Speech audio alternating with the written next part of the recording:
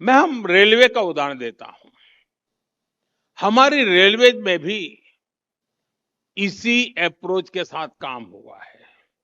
आज 6,500 से ज्यादा रेलवे स्टेशनों पर इलेक्ट्रॉनिक इंटरलॉकिंग की व्यवस्था है। 10,000 से ज्यादा लेवल क्रॉसिंग गेट्स को भी इंटरलॉकिंग से जोड़ा जा चुका है। इससे ह्यूमन एरर से होने वाले हादसों की आशंका बहुत कम हुई है। साथियों, जब 2014 में हमारी सरकार आई तो करीब 9,000 फाटक ऐसे थे जो अनमैन्ड थे। इन्हें हटाना कोई रॉकेट साइंस नहीं था। अनमैन्ड क्रॉसिंग की वजह से हजारों लोगों को अपनी जान गंवानी पड़ी, लेकिन पहले की सरकारों को इससे बहुत फर्क नहीं पड़ता था। हमने मिशन मोड में गत 10 वर्ष में इन अनमैन्ड क्रॉसिंग को समाप्त कर दिया। हमने रोड ओवरब्रिज और रोड अंडरब्रिज बनाने की गति भी कई गुना बढ़ा दी और इसी का नतीजा है कि 2014 के पहले के मुकाबले ट्रेन दुर्घटनाओं की संख्या में 90% तक की कमी आई है। 90%। 12 साल पहले जहां एक साल में करीब 150 रेल दुर्घटनाएं होती थी, वहीं अब इनकी संख्या घटकर 15-20 रह गई है और हम इसे और कम से कम करने का प्रयास लगातार कर रहे हैं। साथियों, रेलवे में स्वच्छता भी गवर्नेंस रिफॉर्म का एक बड़ा उदाहरण है। एक समय था जब रेल पटरियों पर गंदगी और ह्यूमन वेस्ट एक बड़ी समस्या हुआ करती थी। आज स्थिति पूरी तरह बदल गई है। 2014 पहले हमारी ट्रेनों में जहां लगभग 12,000 बायो टॉयलेट लगाए गए थे, वहीं 2014 के बाद ट्रेनों में 3,60,000 से ज्यादा बायो टॉयलेट लगाए गए हैं। यानी 97% से ज्यादा बायो टॉयलेट पिछले 12 वर्षों में लगे हैं।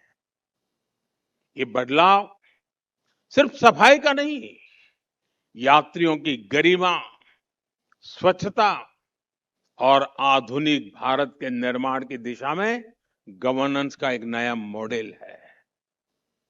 ये करोड़ों यात्रियों को बेहतर अनुभव देने का अभियान भी है। साथियों, गवर्नेंस की क्वालिटी का एक और पैमाना, और वो पैमाना है समय।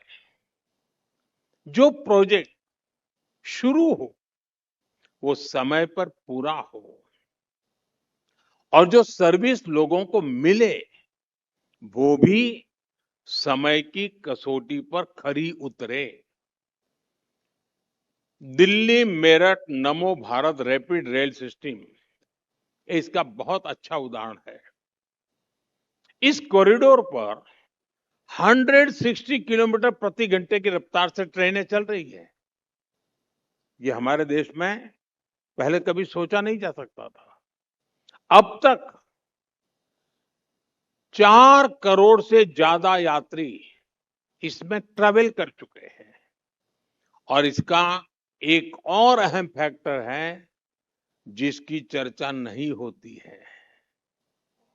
दिल्ली मेरठ नमो भारत रैपिड रेल की पंक्चुअलिटी 99.9% है।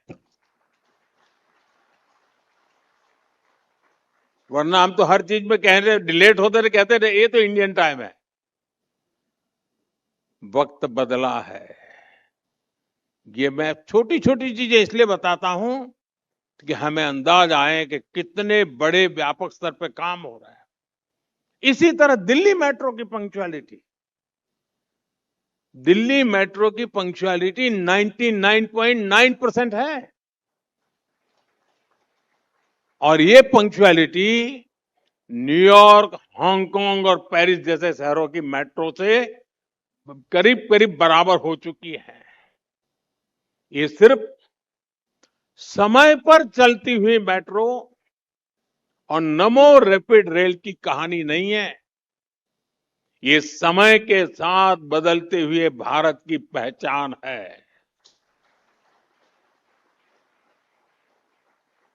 मैं जानता हूं कि अभी भी, और मैं कोई इतने से संतोष मान करके बैठने वाला व्यक्ति नहीं हूं, अभी भी इस दिशा में हमें बहुत कुछ करना है, बहुत कुछ बाकी है, लेकिन हम लगातार कर रहे हैं।